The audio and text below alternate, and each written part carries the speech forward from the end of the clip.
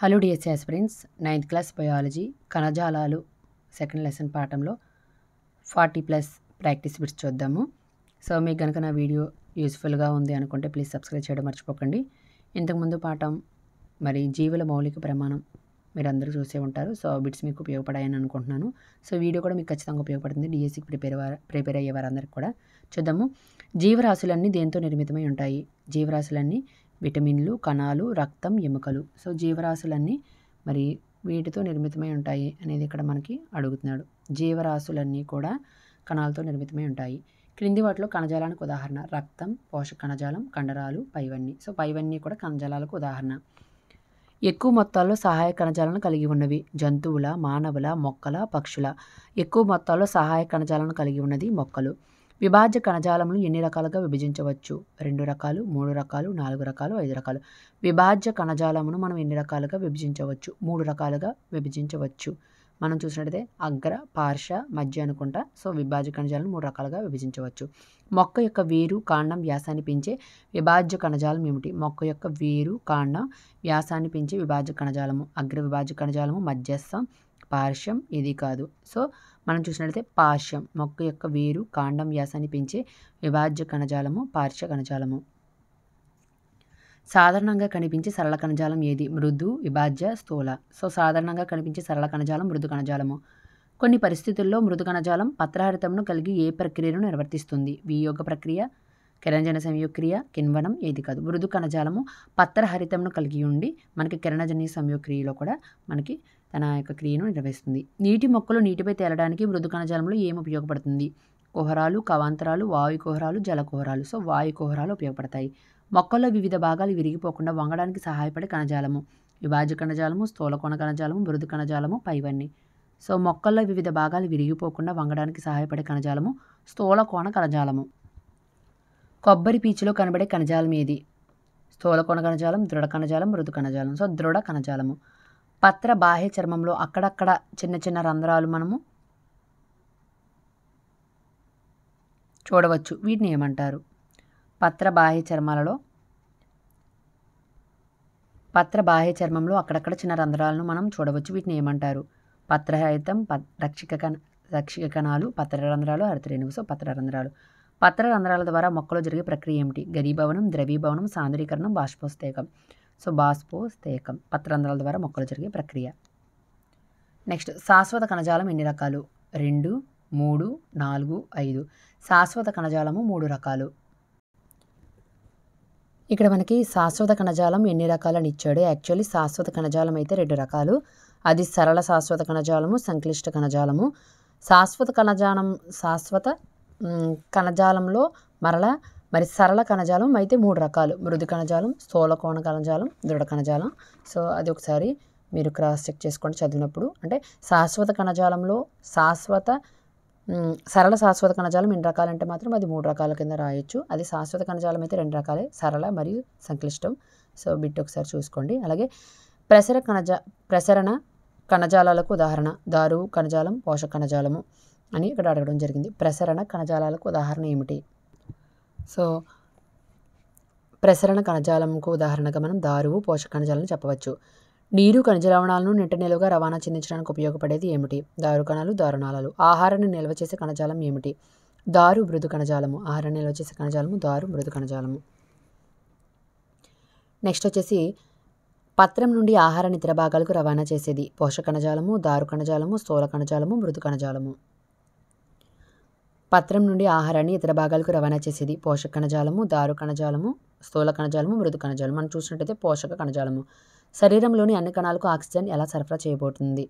ప్రేగుల ద్వారా, కాలేయం ద్వారా, రక్తం ద్వారా ఏది కాదు. సో రక్తం ద్వారా. జంతువుల్లో శరీర భాగాలను కప్పి ఉంచి రక్షణించే కణజాలము: ఉపకల కణజాలము, కండర కణజాలము, నాడి కణజాలము, సంయోజక కణజాలము. మనం చూసినట్లయితే ఉపకల కణజాలము శరీర భాగాలను కప్పి ఉంచి రక్షణిస్తుంది. శరీరంలోకి ఏ పదార్థమైనా ప్రవేశించాలంటే ముందుగా ఈ కణజాలాన్ని దాటాలి: కండర, నాడి, సంయోజక, ఉపకల కణజాలము. సో ముందైతే ఉపకల కణజాలాన్ని దాటి రావాలి. సరళ మరియు బల్లపరుపు ఉపకల కణజాలం ఉండే ప్రదేశము: వాయుకేశాలు, వాయువాహకాలు, వాయుగోణువులు, పైనవన్నీ. సరళ మరియు బల్లపరుపు ఉపకల కణజాలం ఉండే ప్రదేశము వాయుగోణులు. ఆహార వాహిక నోటి కుహరంలోని పొర దీనితో కప్పబడి ఉంటుంది: సల్కల ఉపకల, మృదు కణజాలము, స్థూల ఏది కాదు. సల్కలు ఉపకలతో కప్పబడి ఉంటుంది. రక్తంలో ఉండే ద్రవరూప మాత్రికను ఏమంటారు? Haemoglobin, Rubin, plasma. ఏది కాదు. రక్తంలో ఉండే ద్రవరూప మాత్రికను ప్లాస్మా అంటారు.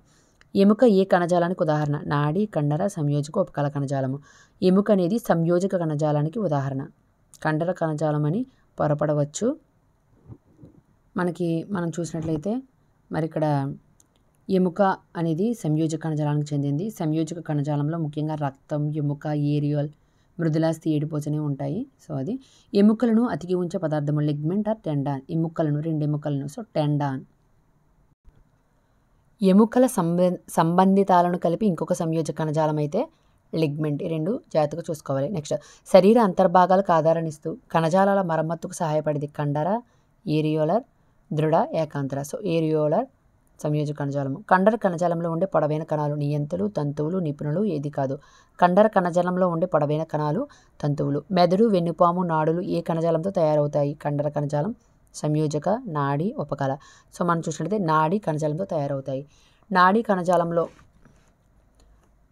కణజాలంలో కణాలను ఏమంటారు? నాడీ వ్యవస్థ, నాడీ కణాలు, న్యూరాన్స్ ఆర్ 2 మరియు 3. మనం చూసినట్లయితే నాడీ కణజాలంలో కణాలను నాడీ కణాలు లేదా న్యూరాన్స్ అంటారు. ఒక నాడీ కణం దాదాపు ఎంత పొడవు ఉంటుంది? 3 మీటర్లు, 5 మీటర్లు, 1 మీటరు, 2 మీటర్లు. ఒక నాడీ కణం దాదాపు మనం చూసినట్లయితే 1 మీటర్ ఉంటుంది. నాడీ తంతువుల ద్వారా పంపబడిన సంకేతాలను డాష్ అంటారు. నాడీ వ్యవస్థ, నాడీ ప్రచోదనాలు 1 మరియు 2. సో నాడీ తంతువుల ద్వారా పంపబడిన సంకేతాలను నాడీ ప్రచోదనాలు అంటారు. పోషక కణజాలం ఎన్ని రకాల కణాలతో ఏర్పడుతుంది? 5, 7, 4, 5. మనం చూసినట్లయితే పోషక కణజాలము మరి 5 రకాల కణాలతో ఏర్పడుతుంది. పోషక కణజాలము 5 రకాలు ఏంటంటే మరి చాలనీ కణాలు, చాలనీ నాళాలు, సహకణాలు, పోషక కణజాల తంతువులు, పోషక మృదు కణజాలం. సో 5 రకాలుగా ఏర్పడుతుంది. ఎడారి మొక్కల వంటి కొన్ని మొక్కల్లో బాహ్య చర్మం దళసరిగా మైనంపోత వంటి ధనాన్ని కలిగి ఉండేవి ఏవి? క్యూటిన్, రూబిన్, సైమన్, పైవన్నీ. క్యూటిన్. ఎడారి మొక్కల వంటి కొన్ని మొక్కల్లో బాహ్య చర్మం దళసరి మరి మైనం పోతను కలిగి ఉంటుంది. క్యూటిన్ కలిగి ఉంటుంది. బెండిలో ఉన్న కణాలు నిర్జీవంగా ఉండి దగ్గరగా కణాంతర అవకాశాలు లేకుండా మరి ఉంటాయి. వాటి కణకవచాలు దీన్ని కలిగి ఉంటాయి. సుమేరిన్, సుబారిన్ 1 మరియు 2. సో బెండిలో ఉన్న కణాలు నిర్జీవంగా ఉండి దగ్గరగా కణాంతర అవకాశాలు లేకుండా ఉంటాయి. వాటి కణకవచం సుబారిన్ కలిగి ఉంటుంది.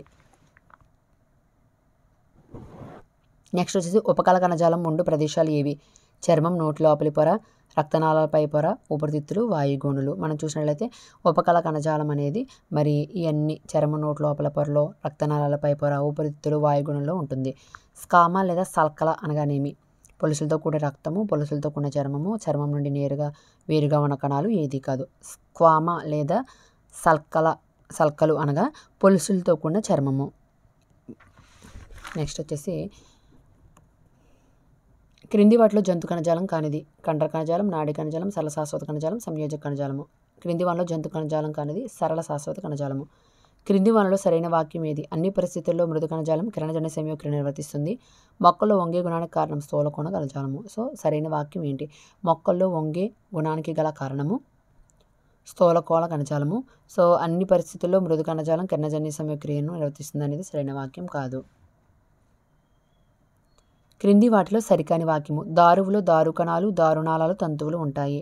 పోషక కణజాలం 10 రకాల కణాలతో ఏర్పడుతుంది. దీంట్లో సరికాని వాక్యము పోషక కణజాలం 10 రకాలు కాదు, 5 రకాలు ఆల్రెడీ మనం చూసాం కదా.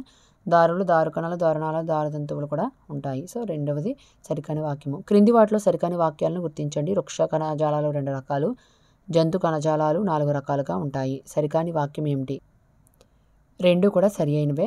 సో ఏది కాదు. మృదు కణజాలంలో లేని భాగాన్ని గుర్తించండి. కూడ్యమందాలు, మైటోకాండ్రియా, రిక్తిక, కణకవచము. సో మృదు కణజాలంలో మైటోకాండ్రియాలు ఉండవు.